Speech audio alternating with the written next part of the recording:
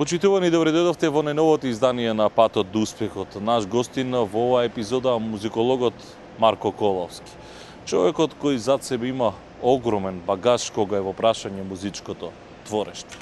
Неговата приказна на 24 вести во следните 50 на минути. Јас сум Мишко Иванов, ве поканувам да останете со нас.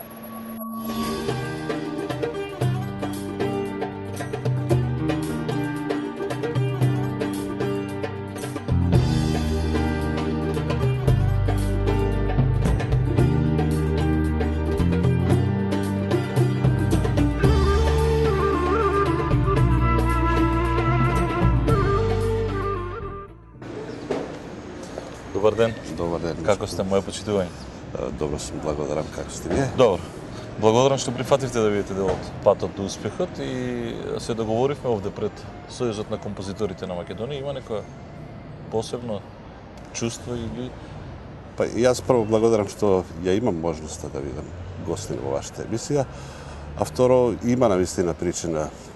Прво знаете дека улицата Максим Горки е славна, последниве 2 години малку повеќе отколку што треба, но за мене сепак овдека е на извесен начин може да се каже папокот на македонскиот музички свет. Всушност овдека ние се наоѓаме пред Сојузот на композиторите на Македонија, тука се и Друштвото на писателите на Македонија, но за мене Сојузот на композиторите на Македонија е оската, рбетот околу која се вртело во македонската музичка култура во изминативе 7 децени и исто така можам да кажем дека мојот музички свет се вртел околу тој стожер во изминатите нешто повеќе од 3 децени. Јас вашата приказна, господин Коловски, ја како се вели концепирам во 3 дела. Сега ќе ми исправите ако грешам, значи првиот дел нормално оној биографскиот, вториот дел е она што е македонска радиотелевизија, меѓутоа тоа е крајот на 80-тите, кога вие практично влегувате во МРТВ и потоа од 89-та и до 87-та кога станувате уредник на музичката програма. Вториот дел ми е танец, третиот дел е она што го имате како опус, како творештво, како музиколог. Погрешив или? Не погрешивте со тоа што веројатно четвртиот дел или делот кој што ги пронижува сите 3 дела е токму Сојузот на композиторите на Македонија, местото каде што се наоѓаме, мојата активност во Сојузот и шансите кои што ми биле дадени низ таа активност да се афирмирам и да го покажам она што го знам. Така што приближно периодизациите се тие, а се разбира Сојузот на композиторите на Македонија е константата или нишката која што ги поврзува сите тие фази или периоди од мојот живот. Како идеја да влеземе внатре и да отвориме вашата приказна? Повелите трага ќе ми биде.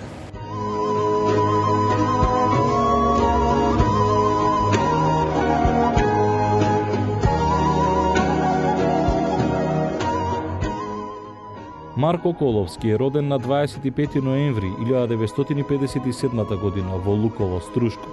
Средно музичко училиште завршува во Битола, а во 1977 година се запишува на факултетот за музичка уметност во Скопје.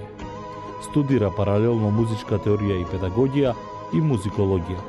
Во 1981 година дипломира на музичка теорија и педагогија, а во 1983 година дипломира на одделот за музикологија. Јас сум роден во тоа прекрасно село на падините на Јабланица, во така наречениот Дебарски Дримкол. Јас поминав 14 на години. Во Битола бев 5 години, бидејќи во тоа време оние кои што нема завршено нижо музичко уче една година дополнителна. И потоа се вратив во Струга и во Охрид, нели да регулирам уште некои обврски, војната обврска малку работев и од 1985 година дојдов во Скопје, онаму каде што веќе се предпоставуваше дека ќе продолжам по завршувањето на моето студирање. Кога се подготвував за интервјуто, ми испративте некои од сликите затоа што јас тоа го поборав и го видов вашиот татко на 92 години со гајде, ако не се лажам. Зашто се обидувам, зашто го прашувам ова? Се обидувам да извлечам некоја паралела од каде музикава Соколовски.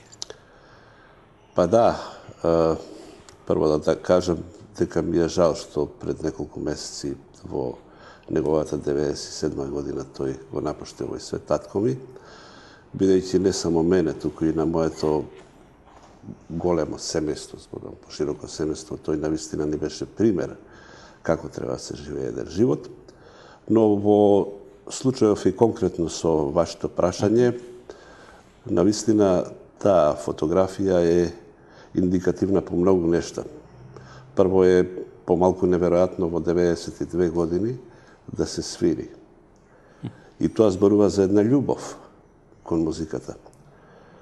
Второ, тоа упатува на моите корените на мојот интерес за музиката и можеби, или како што понатаму се покаже, и мојата музичка дарба. Кога се вратам во детството, првите сеќавања, првите слики за тоа време ми се токму сврзани со некои постапки со музиката.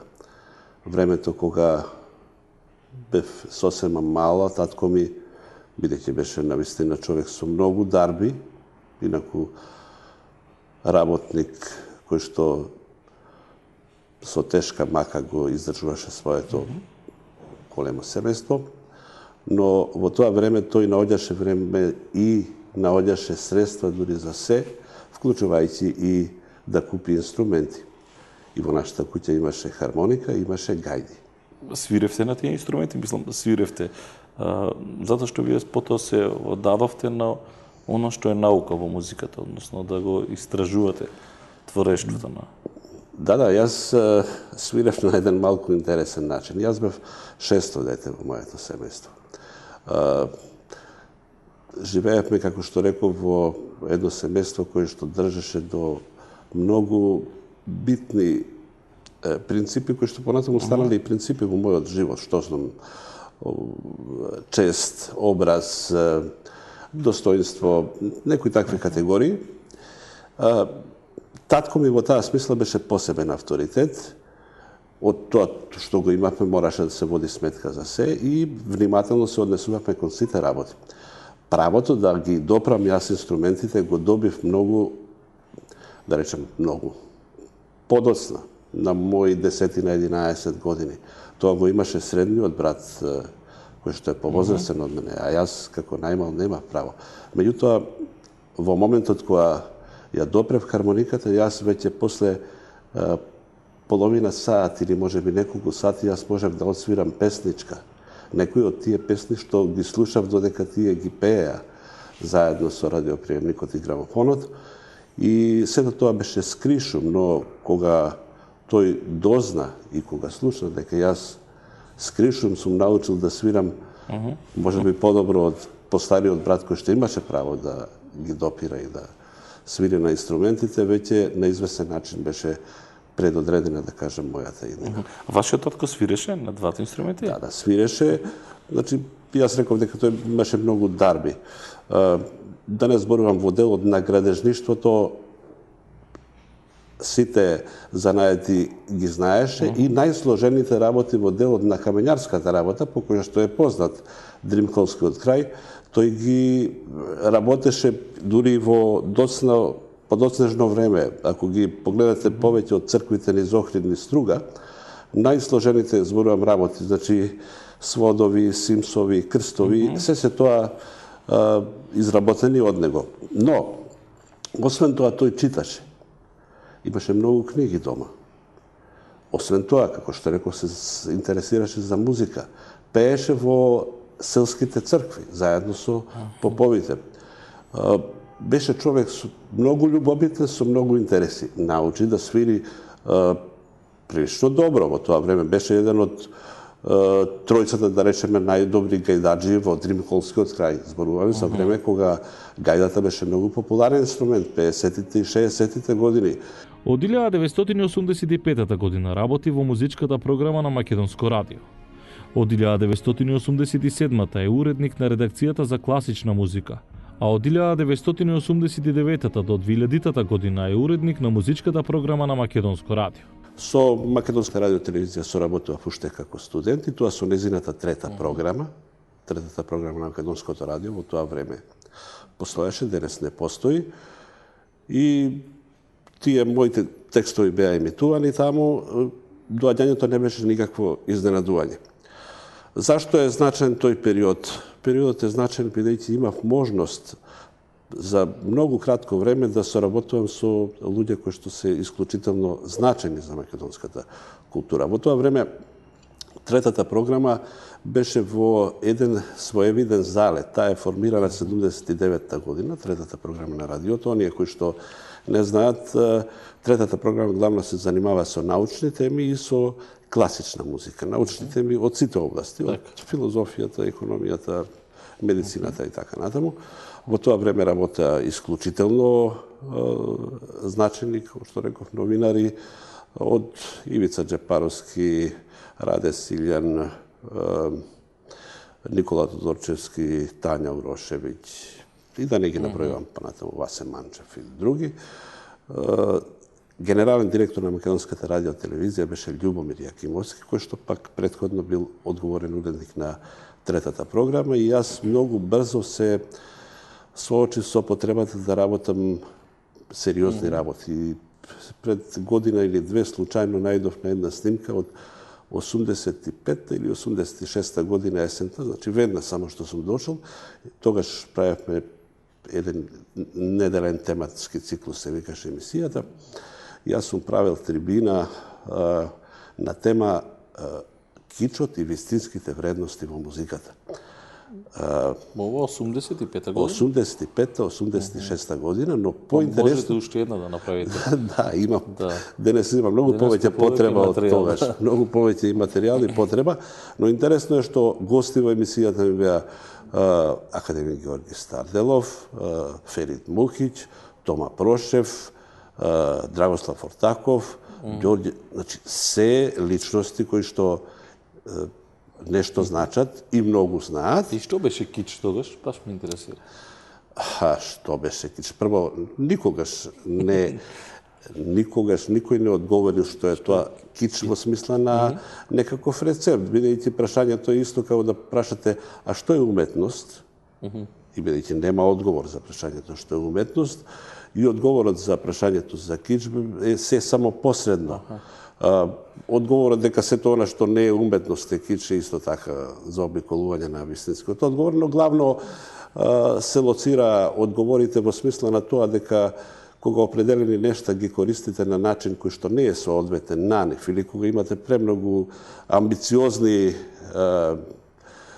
претензии со одредени тривијални нешта, доаѓате до одредена кич состојба или што знам. Вие не можете, што знам, во кујната да ставите некоја уметничка слика и под неа да напишете домаѓице мање збори да вам ручак не загори. Тоа е една кич ситуација, како да кажем. Но не е битно за ова што сакам да го кажам, нели прашањето за кич бара пошироки елаборации. Битно е дека во тоа време навистина Македонската радио телевизија беше јавен сервис. Малку чудно, бидејќи беше наумие, но беше јавен сервис. Во тоа време генерален директор беше Љубомир Јакимовски.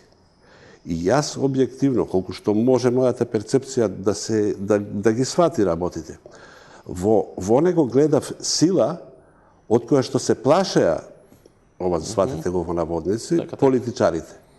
Значи, новинарите со кои што работев, тоа беа врвни новинари. Значи, во информативниот дел некои денес се активни, но многу малку од нив. Но во информативниот дел од Ѓорѓи Варошлија до Благој Столковски, за жал не се живи денеска, пред нив Варналиев, па Зоран Иванов, па Ќурчиев, па Чомовски, па Гајдов, па Градимир Јовановиќ и така натаму, да не ги спомнувам.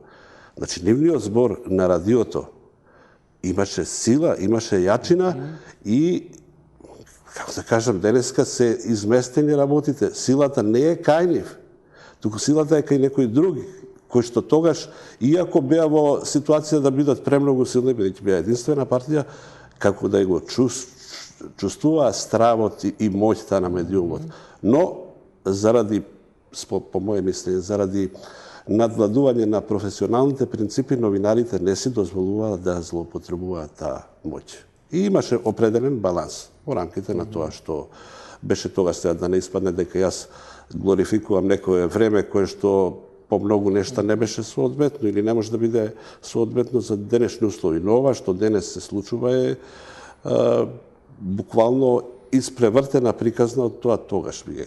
Кој може денес да стане, да се вработи, ако не е близок до некои политички структури, а не пак да напредува во својата кариера. Така што, затоа велам дека кон тоа време, навистина, гледам со известна носталгија и денес како зборуваме ние за јавен сервис или за човек кој што треба да го води јавниот сервис, јас секогаш во мојата глава излегува прототип на Љубомир Акимовски, да кажем, директорот од тоа време, со кој што јас не бев посебно близок, зошто и би бил.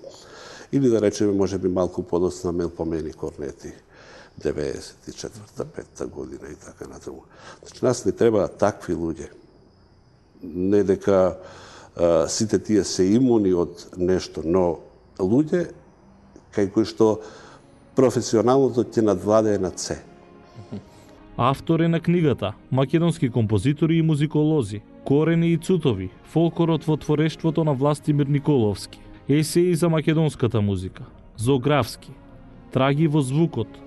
Коавтор е на книгите Music in the Balkans, Охридско лето 1961-1996 година, Лексикон опера и многу други. Денеска вредностите или ги нема, или се целосно изместени.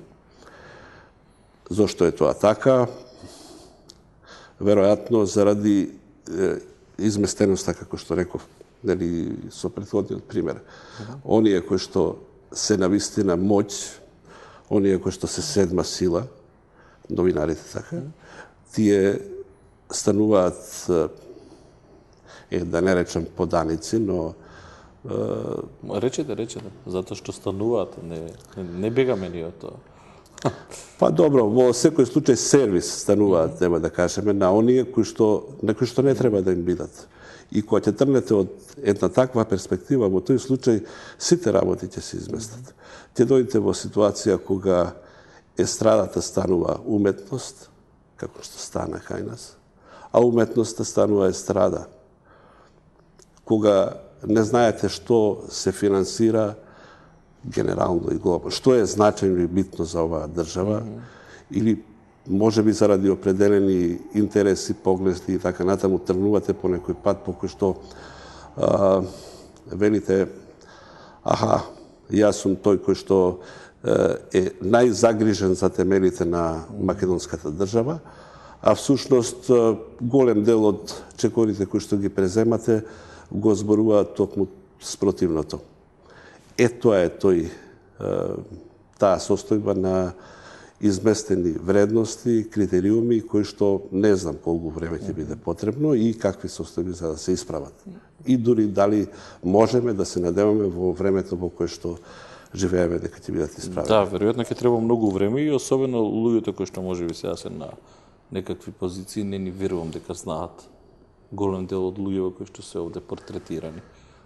Од Прокопиев, од Бадеев, од Скаловски и така натаму. Дури сме доведени во ситуација да бидеме срекни што не може би не ги илустрира. Јас да ви кажам, ќе звучи како патетична фраза, ама најверојатно некои од нив би се превртувале во гробот кога би виделе што се случува во македонската музичка култура денес. Ова го зборувам не случајно, бидејќи имам увид во дел од оставнините на тие композитори, на нашите великани, на Властимир Николовски, академик Властимир Николовски, на Томислав Зоографски, за кој што напишав монографија. Се надам дека, ако даде Господ здравие, може би за Властимир Николовски, навистина заслужува. Академик Христо Аврамовски, академик Тодор Скаловски.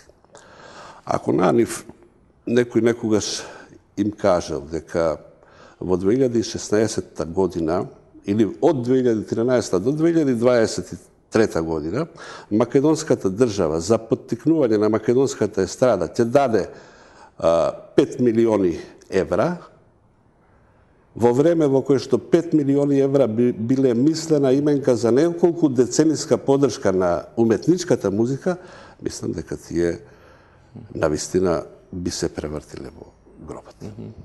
Што значи уредник на музичка програма на Македонска радио?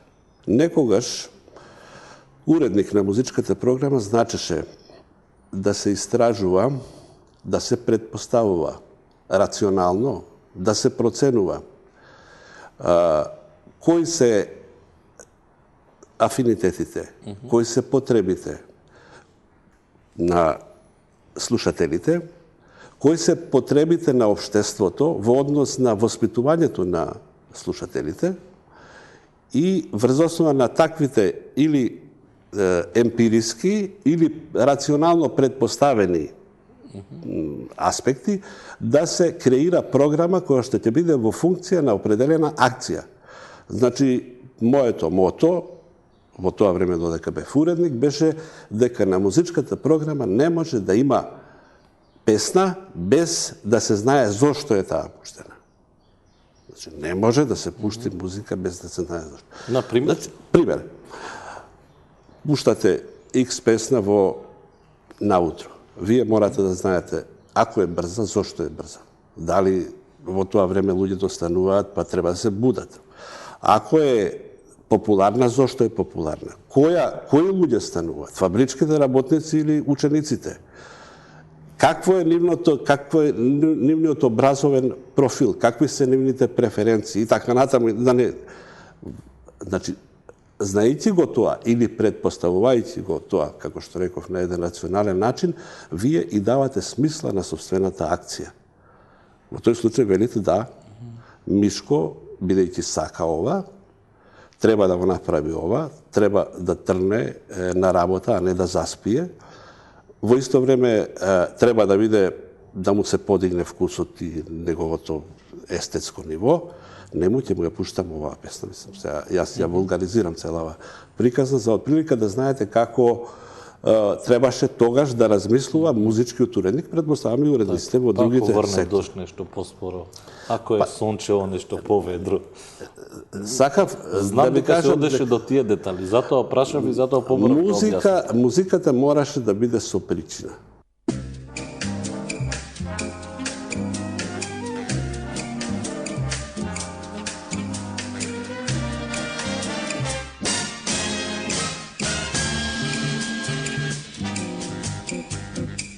Девојко, љубов ми вети ти, тебе те нема, срце се сви, насмевка чиста ко бисер морски, дал ќе ми дадеш ти пар?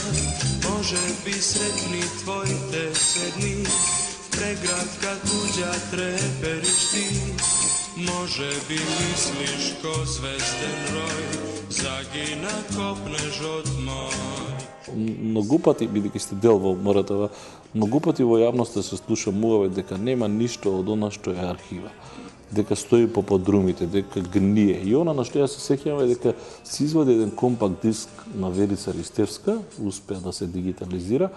Не знам ова друго дали постои, што ја знам, Васка Илиева, Бадев, сите оние кои што пееле. Добро, јас тука можам да бидам попрецизен во однос на аудио архивите. Неколку пати во следниве години сум пишувал материјали и елаборати за тоа како тоа треба да се направи и зошто тоа треба да се направи. И претходно, да не го врзувам само за последниот период, бидејќи јас со дигиталните технологии сум малку подолго, 20 години сум во тек. Не се преземаат чекори. Едноставно, многу пати зборувам дека ние кога зборуваме за македонскиот идентитет, за македонската држава, и така натаму, понекогаш не сваќаме дека сите тие навидум абстрактни категории, многу реални и битни за оваа држава и за овој народ, се темелат врз нешто. врз определени столбови. Дел од тие столбови се Македонската радиотелевизија и архивите на Македонската радиотелевизија. Во таа смисла и аудиоархивите на Македонската радиотелевизија, од кои што голем дел представува македонската музика од сите жанри и голем дел представуваат документарните архивирани емисии во Македонската радиотелевизија. За жал, едно систематско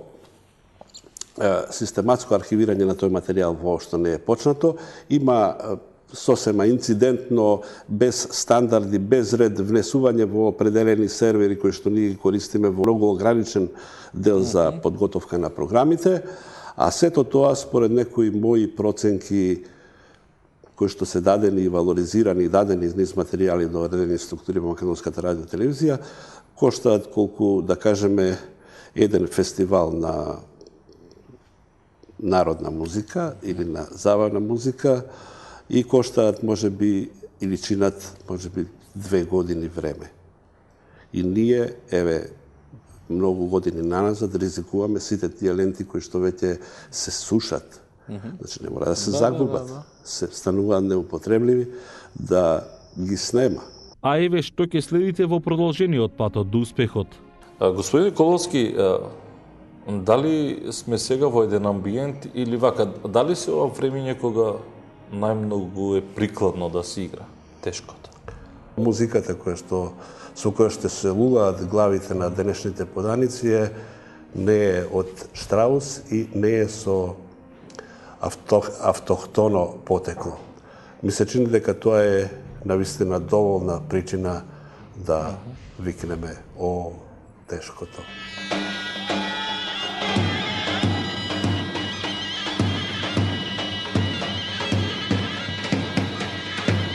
Останете со нас. Со двојното дејство, Ангал брзо ги уништува бактериите и вирусите и ефикасно ја странува болката во грлото. Ангал, распрскајте ја болката за миг. Стоп за двата типа на кашлица. Со Хербион сирупите против двата типа на кашлица. Хербион, 2 типа на кашлица. Различен пристап. За методата лазерска корекција на диоптријата имав слушнато уште како студент во текот на мојот престој во Соединетите Американски држави, но сепак не се одлучив да го направам тоа тогаш затоа што не бев сигурен. Моментот кога се запознав со тимот на Систина офталмологија, всушност ја добив потребната доверба и сигурност за да ја направам лазерската корекција на мојот вид. Закажете преглед и вие и за секогаш ослободете се од очилата. Систина офталмологија. Мислам дека е време да почнеме да живееме заедно. Опа, женитба! И така што нема више. Пуштете ги добрите работи, добро да звучат. Од Хемофарм, за секое добро. Супер наградна игра на Елит Кафе. 300 дена, 300 машини за перење. Секој ден по една и многу други награди. Отвараш, уживаш и машина за перење добиваш. На здравје кафе со Елит Кафе. Кога ми е затнат носот, веднаш ми треба помош. Септаназал делува брзо, по само 5 до 10 минути, ја штети и лекува носната слузница. И повторно можам лесно да дишам. Септаназал помага при затнат нос и лекува.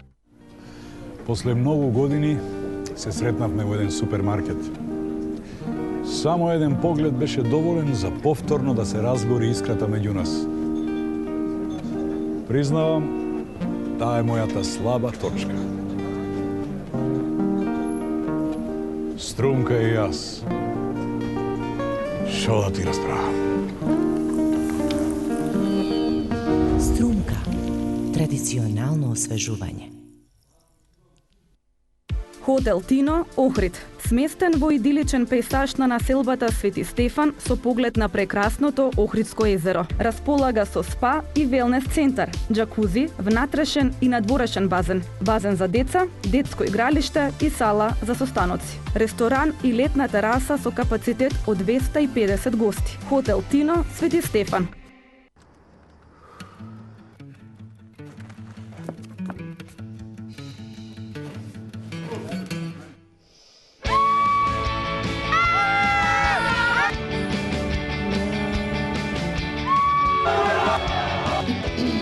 Твоето грло е твоја моќ и кога те боли, земи Септолете Тотал, целосен третман за болки во грлото. Септолете Тотал, твоето грло е твоја моќ. Кога сте нервозни, психолошки напнати, кога не можете да заспиете, со еден збор, кога сте под стрес, не секогаш помагаат само медикаменти. Мој избор, а воедно и моја препорака, е Вамекс. Идеално избалансирана формула од валеријана, маточина и хмелј. Вамекс е одлично решение во справување со психолошката напнатост и стресот. Уживајте во животот. За убав ден и мирна ноќ.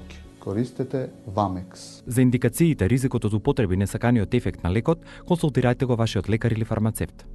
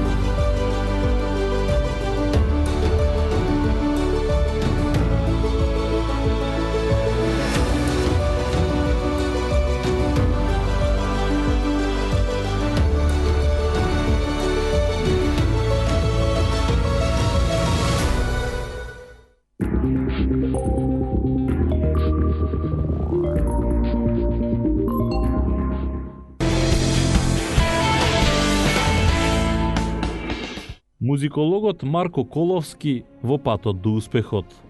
Господин Коловски реков дека танец е исто така неизбежен дел од муабетот кога веќе разговараме со вас. Вие бевте директор на овој ансамбл, на оваа наша институција.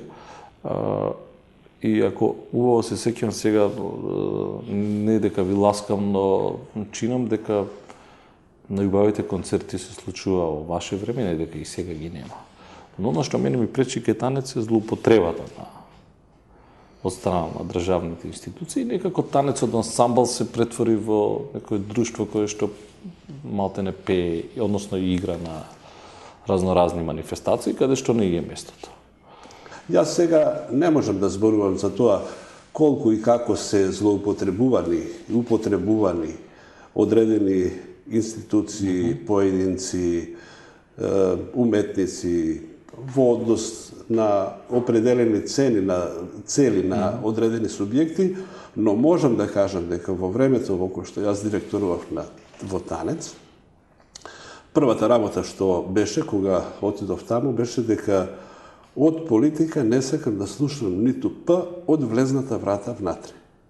Втората работа, која што настојував да ја правам и која што апсолутно успешно ја спроведов во тие 3,5 години, беше никој од надвор да не може да ми наметне нешто што ќе биде надвор од рационалните стандарди кои што јас сум си ги поставил влегувајќи во танец. И морам да бидам благодарен на тогашните луѓе кои што раководеа, бидејќи навистина никој не се наметна. Како можеби сплет на околности најголеми, најмногу соработував со луѓе кои што немаа врска никаква со тогашната актуелни политички структури. И исто така, влегувајќи во танец, јас иначе новите, но и надвор, сакав да им кажам дека навистина танец е мит и треба да биде мит. Еден народ и една држава, меѓу другото, растат врз одредени реални митови. И тој мит никој не смее да го сруши. Низ разговорите со тие млади и драги луѓе во танец, ние дојдовме многу брзо до сознанието на вистина дека тие се луѓе кои што треба кога одат по улица треба да бидат пример, ќе бидат препознавани. Треба да одат со дигнати глави и луѓето да ги гледаат со воскит. И исто така бев во ситуација кога определени влијателни луѓе, не можам да кажам дека беа од сферите на политиката, но од тогашниот естаблишмент има желба и има моќ реална да платат танец да биде присутен на некоја нивна игранка. Да кажеме, повод, веселба, не зборувам што. да го вулгаризирам. Да, но јас тоа го одбивав дури и во ситуации кога се работеше за одредени значајни фирми со голем финансиски потенцијал кои што имаат можност битно да помогнат во работата на Танец. Тоа беше времето кое што беше и кое што е на известен начин одговор на вашето прашање. Оттаму мислам дека после тоа произлегува сите други работи кои што ги направивме во Танец. Подготвувајќи го разговорот со вас, ми одвоивте 3 дела или фрагменти од сплетови или од дора на Танец. Едното е во Австралија, кое што буди посебни чувства кај вас. Да кажем дека Танец во тоа време навистина направи една серија извонредни концерти во странство. Значи, кажам дека настапи од големите сали од Сиднеј, спомнавте Сиднеј Опера Хаус, значи. Тоа е храмот на оперската светска уметност. До Далас Брукс центарот во Мелбурн, па Енмур театар исто така во Сиднеј, кај што настапувале Стинг и големите рок звезди, сето тоа познати сали, преку Москва, Санкт Петерсбург, Рим, Виена, Париз, Брисел и така натаму, да не зборувам она што посебно мене ми импонира и посебно сакам да го акцентирам, 2004 година ние настапивме после 52 години под Акропол во Атина во соработка со грчката влада и нивната амбасада. И заедно се разбира во соработка со нашето Министерство за надворешни работи и Министерство за култура. И ние направивме концерт на, ми се чини дека беше 4 или 7 јули, непосредно пред почетокот на Олимписките игри, за да дојдеме после 2 години Танец како илегалци, да ги внесуваме од Битола да влезат во Грција и да ги враќаат после тоа како и така натаму. Овчарани. Значи, исто така, големите сали на балканските простори, значи знаете што значи Сава центар во Белград, што значи Лисински во Загреб, што значи Цанкариев дом во Љубљана, што значи ХНК во Сплит, операта. Значи тоа беше навистина една исклучително богата активност. Во рамките на таа активност, една од првите активности или веднаш после настапите во Сава центар и во Лисински беше концертите во Австралија. Јас знаев што е Танец, и денес знам што е Танец. И сето тоа секогаш предизвикува трепет кај мене. И музиката, и чувството, и така натаму. Да се вратам на Сиднеј и на тој фрагмент кој што го издвоив. Гледате, тоа е една кореографија Пиринско пролетно цвеќе, која што многу често ја изведувавме, бидејќи ефекта, има многу ефектен крај. Тоа е од Стојче Карамфилов, врз основа на пирински песни. И пред крајот, тогашниот Тапанџија, кој што беше феноменален уметник, Ќазем Идрис, почина 2005 година на почетокот. Значи, кој што внесуваше неверојатна енергија, излегува напред, на рампа, како што играат играорциве, и сето тоа и нив ги подкрива, и буквално од секој израз се чита страста, се чита возбудата на играорците. И салата експлодира, после тоа доаѓа бис, кој што беше неизбежен во таква ситуација, и публиката се гледа како станува во еден делириум. Јас бев горе на една од галериите и сега ми врват, што се вика, трпки. Нешто ми се стегна во грлото, не можев да зборувам гледајќи ја глетката. Всушност, таа средба на македонците со себе си, бидејќи јас така доживев таа средба, мене уште еднаш ми кажа што е всушност Танец, на еден неопислив начин кој што не може да се раскаже, но и ме обврза како да се однесуваме понатаму.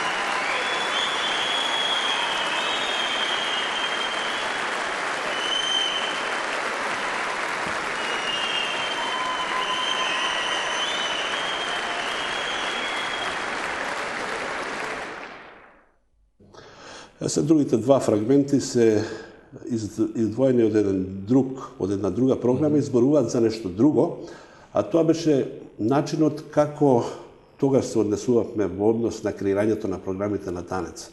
Да кажам дека во тоа време ние извадивме 8 DVD изданија и 10 CD-а. Вие не можете со една на 8 DVD да вртите исти работи. Значи треба да имате нешто ново, а танец правеше постојано нови работи.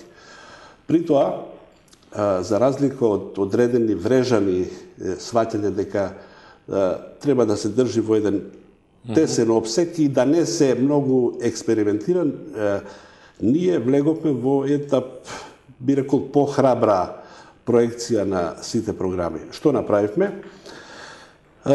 Прво, во самата концепција на програмите на танец, направивме чекор напред.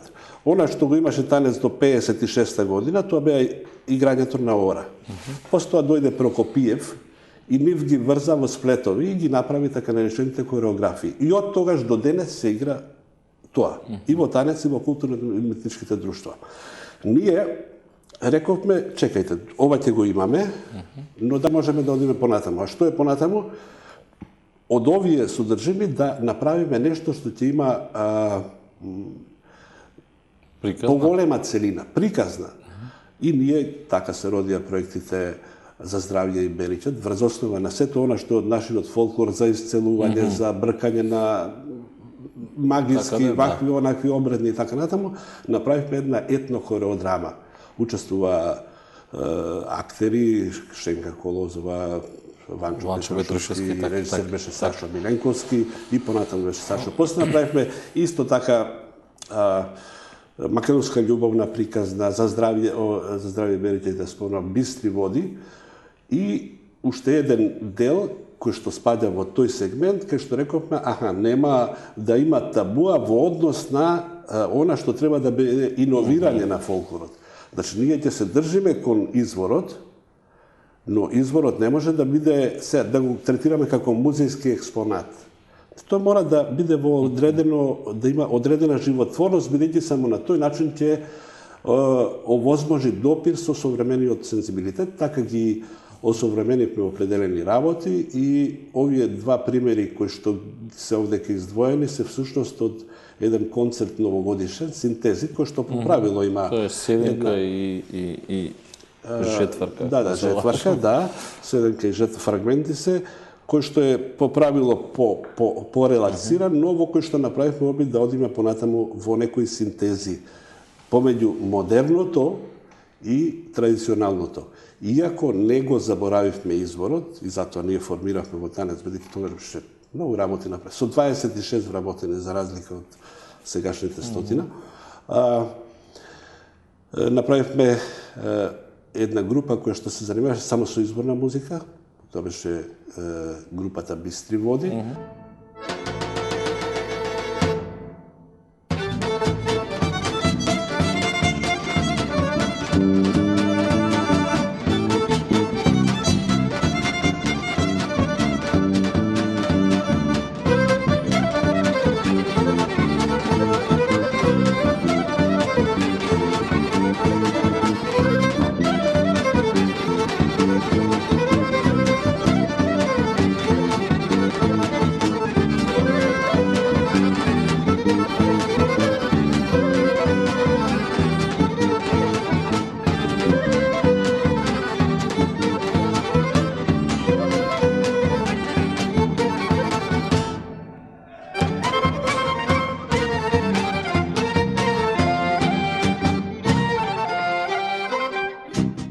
Сакам да направам мала дигресија на моветот.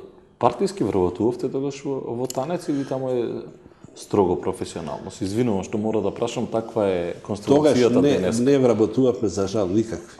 Значи, тогаш имавме само 26 вработени, но морам да кажам, и тоа може да го потврдат сите оние кои што учествува во комисиите кои што ги бира, ние, иако не вработувавме, постојано го обновувавме составот или ги примавме најнадарените млади играорци, кои што главно беа од културно-уметничките друштва. Сите оние кои што работеа врз нивната селекција, знаат какви беа патиштата и знаат кои беа критериумите. Никогаш и никаде во ниту еден уметнички ансамбл во ниту една земја, вклучувајќи Македонија, не може да има ниту еден друг критериум, освен уметничките вештини кои што треба да се покажат согласно природата на ансамблот кој што треба да се направи. И тоа е врховниот критериум. И треба да се има само доволно стручни и луѓе со определен интегритет и со одредени етички квалитети, нив да ги одберат. Од 2007 до 2012 е председател на Сојузот на композитори на Македонија. За Соком е врзани неколку битни иницијативи. Во 1997 година покренувањето на списанието Музика, за кој што сум тогаш и јас бев главниот иницијатор и се уште сум одговорен уредник и кој што е исклучителен придонес за македонската музикологија. Натаму неуспешен еден потек исто така, во тоа време да се отвори музиколошки институт, кој што беше навистина исклучително потребен и се уште го нема. Ние сите истражуваме, талкаме, меѓутоа немаме организирани проекти за кои што бара македонската музика и македонската наука.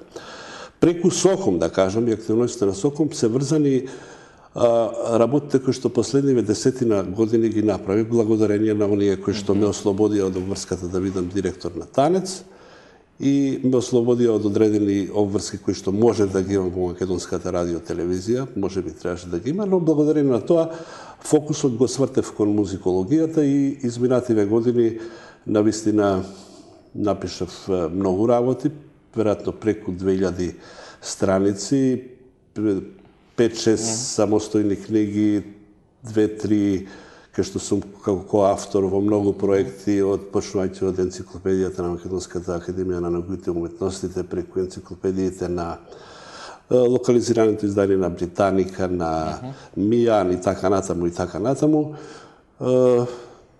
Значи, можам да кажам дека оваа декада во таа смисла ми е најплодна. Се надевам дека здравието ќе ми служи и понатаму, дека ќе продолжам. Не сум сигурен и покрај страста која што ја покажам, може би денеска ја покажав во однос на Танец или на некои слични предизвици, не сум сигурен, односно повеќе да кажам сум сигурен дека не сум во состојба да прифатам некаков предизвик од таков тип. Едноставно, знаете, секогаш сум бил од оние луѓе кои што, ако ги знаат да работите 95%, а за 5% не се сигурни, во тој случај тие 5% за кои што не се сигурни се клучни за да не ја прифатат таа работа. Не сум од оние кои што викаат, знаеш да возиш хеликоптер, па не сум пробал, може би знам. Да, може би знам. Значи не. Марко Коловски е автор на повеќе десетина статии и есеи објавувани во стручни и научни списанија во Македонија и во странство, како и на повеќе од 600 критики објавени во печатот кај нас и на програмите на Македонското радио. Автор е и на голем број циклуси, радиоемисии, сценарија или ко-сценариста за повеќе кореодрами и коавтор е на театарската представа Последните македонци 2012. Коловски е прв добитник на наградата Виртуози за неуспешни остварувања во областа на публицистиката во 2012 година. Исто така ја има добиено и наградата Панче Пешев за неуспешно остварување во областа на музичкото творештво и музикологијата за 1993 година. Господин Коловски, да го привршувам муабетот за тоа до каде сме ние со и околу македонската музика. Мене барем најдобро ми говорат кога ќе пуштите телевизија, кога ќе видите гранд звезди, пинк звезди, секакви звезди, само не македонски. Па да кажам, парадоксот на оваа ситуација која што сега спомнувате е во тоа што државата донесе закон за стимулација на македонската популарна музика. Како што реков, тој тежи околу 5 милиони евра и се применува 2 години. И ако после 2 години направите некаква инспекција до каде сме стигнале во однос на тоа што сме сакале наводно со тој закон, ќе констатирате ова што сега горе-долу и вие го кажувате, дека ние со една емисија од таков тип ги поништуваме сите придобивки од еден закон кој што чини 5 милиони евра. Господин Николовски, дали сме сега во еден амбиент или вака, дали се ова времење кога најмногу е прикладно да се игра тешкото? Па можам и вака да ви одговорам. Значи, еден виенски аналитичар пред 100 години напиша да сум крал или цар на семејствата Штраус и Ланер, ќе им поклонам вреќи злато, за да продолжат да создаваат музика со која што ќе им ги лулаат главите на моите поданици, за да им го одвлекуваат погледот од важните нешта. Денес кај нас се случува нешто слично, но музиката со која што се лулаат главите на денешните поданици не е од Штраус и не е со автохтоно потекло. Ми се чини дека тоа е навистина доволна причина да викнеме о тешкото.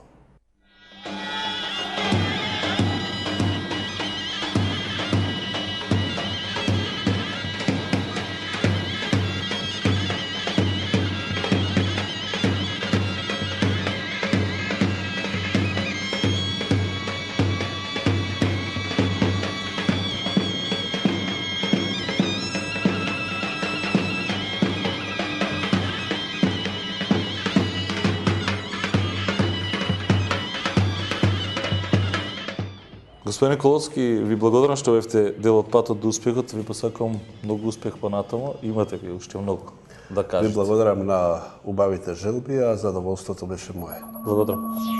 Ова беше приказната на Марко Коловски. Вам, почитувани, ви благодарам на вниманието. Гледајте неповторно и следната сабота во истото време. Довидување.